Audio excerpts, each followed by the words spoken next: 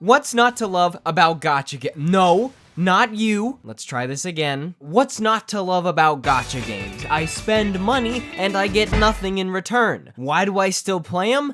Good question. Honestly, I think it might be a Stockholm Syndrome sort of thing. The crowning feature of most gachas is the ability to pull for the strongest and flashiest units in the game. Hot girls, hot guys, more hot girls, more hot guys, dragons, dragons that look like hot girls. Honestly, the list just goes on. Many gachas even include collaborations with other franchises to draw new players into the game and get existing players to spend even more money to get their favorite characters. Sonic's in mobile rip-off Pokemon! What the fuck? But the biggest brain move of all is when franchises say, nah, collabs are for babies and make their own gachas. Mario Kart, Kingdom Hearts.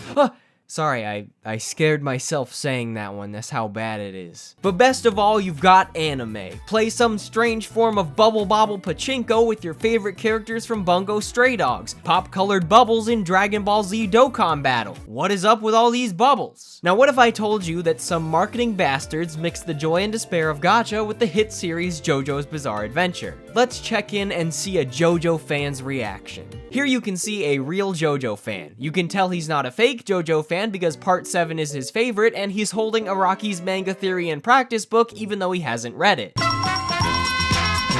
Hey, so we heard you like gacha games and anime? Yeah, I do. Did you know that on the Japanese app stores they made a JoJo Gacha game? Wait, like really? Are you being serious or are you messing with me? Yeah, we're lying to you.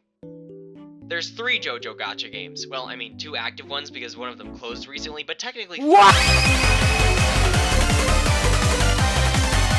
That's right! Did you even know there were 3 JoJo Gacha games? Yeah, I bet you didn't, but if you didn't, that's totally okay because they aren't in English or anything. And if you did by some chance, heck yeah. Now that we've hit the point of no return, let's start off by talking about the original JoJo Gacha, air hockey. Stardust shooters launched back in March of 2014, and the gameplay consists of equipping different character medals on a team and just whacking them into enemy units. You can also tap to flip the medals or activate skills that do flashy shit and big damage. Even after 5 years, the game is still going strong, averaging over $1 million a month for pretty much all of 2019. I found a Japanese website called GameEye that has some statistics for mobile games, and I don't know if it's reputable at all, but we're gonna treat it as sacred texts for the purposes of this video.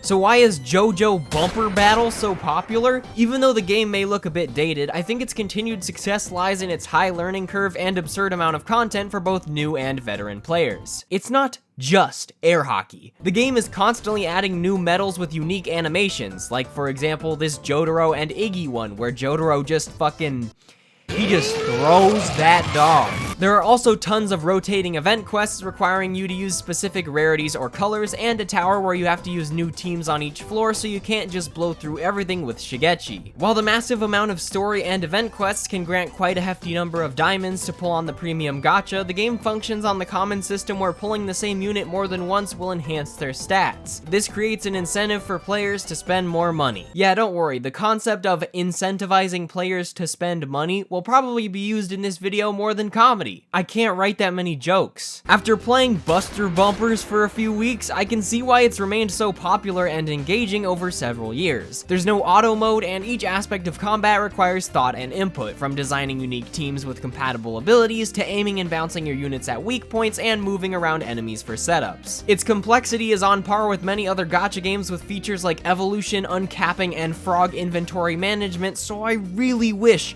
I could read all of the text. Also, yeah, I said frog inventory. You know, Josuke frogs, stone mask frogs, golden frogs, Zeppeli frogs, standard stuff.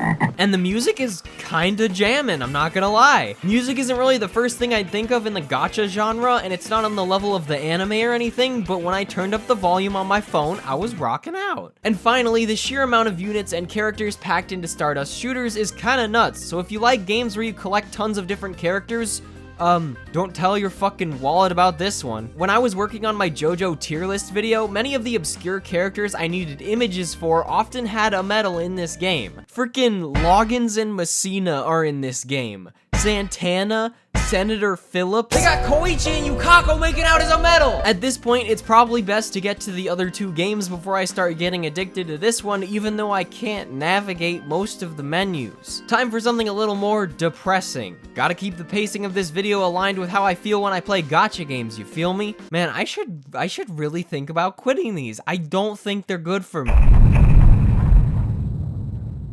What I have for you now is the tragic tale of a visually stunning, seemingly well-designed game that recently met its end. JoJo Diamond Records is the second JoJo Gacha from Bandai Namco. It was released in February of 2017 as a 3D beat-em-up. Diamond Records is super polished and has some pretty impressive graphics for a mobile game, and while I can't find any revenue data from 2017, it seems the game was fairly successful during its second year. The gameplay consisted of beating the shit out of enemies in different stages as your favorite JoJo characters, which you summon from different banners with the ability to stack in a similar fashion to Stardust shooters. Say it with me now. Incentivizing players to spend money. The characters ranged from obvious favorites like Dio to the greatest characters ever designed, like Shigechi. He's back, 3D Shigechi. Look at him go. Look at him fight. How did this game fail? This question is rhetorical. I'll get to it later, but seriously. The loading screen is Yo Angelo. The game's element typings didn't just have an effect on how much damage you dealt to other units, as each element had its own fighting style and bonus effects. Diamond Records was developed with freedom of movement and plenty of user input, allowing for players to build cheesy team comps and clear harder quests without the best characters if they had enough skill and game knowledge. I've messed around with the action mode a bit, and it seems like something I would have really enjoyed getting into. Using the right characters and skills to fight in challenging levels with full 3D combat seems entertaining, and with the anime-centered visuals and sound design, I can see why the game was successful in its first 2 years. But why am I talking about this game in the past tense? Doesn't it still exist? Well, no.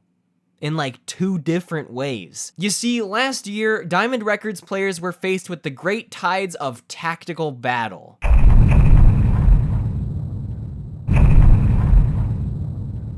In August of 2018, the game was rebranded as Diamond Records Reversal and introduced a turn-based combat system. Most people thought the tactical battles would be an addition and change of pace to the beat-em-up system, but as it turned out, they actually served as a game-changing replacement. A large portion of the community hated the changes, which filled many skill-based holes with pay-to-win mechanics. RPG gachas are much easier to develop than games that allow for complex user input, and they also allow for practically infinite levels of power creeping. Bamco's back at it again.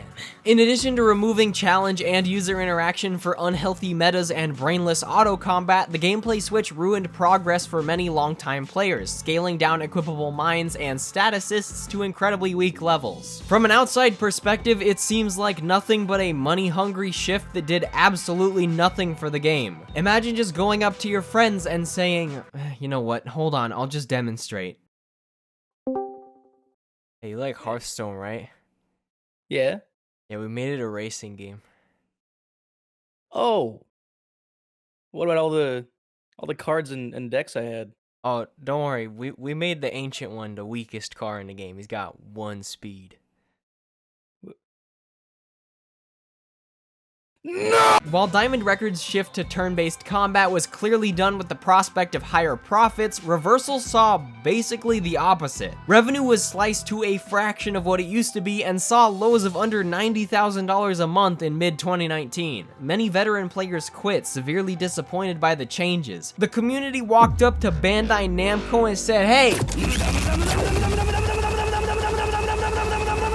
Reversal's final attempt to generate interest and revenue happened alongside the finale of the Part 5 anime, where Diavolo and Giorno with Gold Experience Requiem were released back to back. These were the most powerful units the game had ever seen, with the Discord server comedically creating an entirely new tier for them on the tier list. I mean, they aren't as good as Bluefruit or anything, but they're pretty absurd. King Crimson can cancel incoming attacks for several turns in a turn-based combat system, and then GER's passive, it fucking deletes the app from your phone. It kills you in real life. It nullifies Diavolo's time erase and turns an enemy's damage to 0. Like, that's balance. That's in what seemed like a successful return. Spending reached a peak of $500,000 in August. However, merely a month after the release of Diavolo, it was announced that Diamond Records Reversal would be shutting down in November 2019. These motherfuckers really said most profitable month all year and people are interested in the game again? Yep, shut her down, boys. I'll be honest, honest, I auto-grinded the hell out of this game for a couple months, mostly because I enjoyed watching the visuals and collecting my favorite characters, but I never even bothered trying to learn the gameplay. I mean, goddamn, the summoning animation in Diamond Records is one of the coolest I've ever seen. Josuke throws a rock up in the air and Crazy Diamond punches it, and then Jotaro stops time and it makes the rock better, and then you think you're about to get a unit, and then Kira uses bites the dust like, holy shit! So what's the moral of the story? I don't know, don't completely change the fucking gameplay style and player progress of your game that people have spent time and money on, or else they might stop playing and giving you said money. I mean, I'm not a businessman, I'm just spitballing here, you know, just brainstorming. I'm not about to end this video on a depressing note, so it's time to talk about my favorite JoJo Gacha game, Pitter Patter Pop. Could it be that it's my favorite because it's the only one without complicated mechanics so I can actually know what I'm doing even though the game is in Japanese? Or because for being based on a series about a bunch of dudes beating the shit out of each other, it's strangely adorable with its storybook aesthetic? Maybe. Pitter Patter was released in October of 2018, and as of the time of making this video, it just finished celebrating its first anniversary. We've got a little JoJo baby on our hands. It's a tile matching game where you equip 2 JoJo characters on your team with different skills to clear challenges. You can freely move panels across the screen, matching 4 or more to deal damage, and creating movable boxes that can unfold. After dealing enough damage, you enter stand-up time where you attempt to make the biggest matches of panels while the timer is stopped and the panels don't disappear. Characters have different skills like erasing, enhancing, replacing, and being the best unit in the game by stopping time, and that's basically all you need to know to get started with Pitter Patter. Leveling and strengthening skills is the only micromanagement found in the game, and with a plethora of fan-made character descriptions and translated resources, I can actually play the game and understand what I'm doing without knowing Japanese. However, the lack of depth in this aspect doesn't mean the game is devoid of strategy. While a few characters do tend to dominate the meta with incredibly powerful abilities, I'm looking at you, Risotto. You and Jotaro can go take your asses up to double S tier for ass and stay there by yourselves.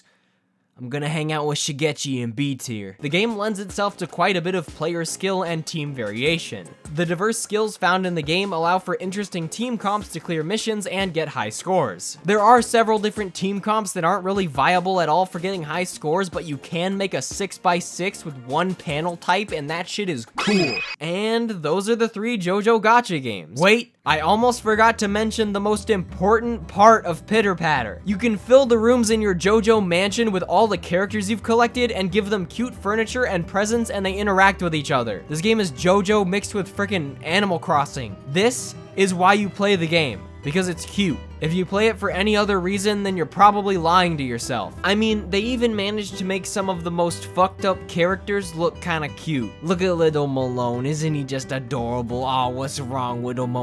Wait, what are you doing with that computer? Put the computer away. No, stop. Hey Malone, are you there? Okay, I'm done for real now.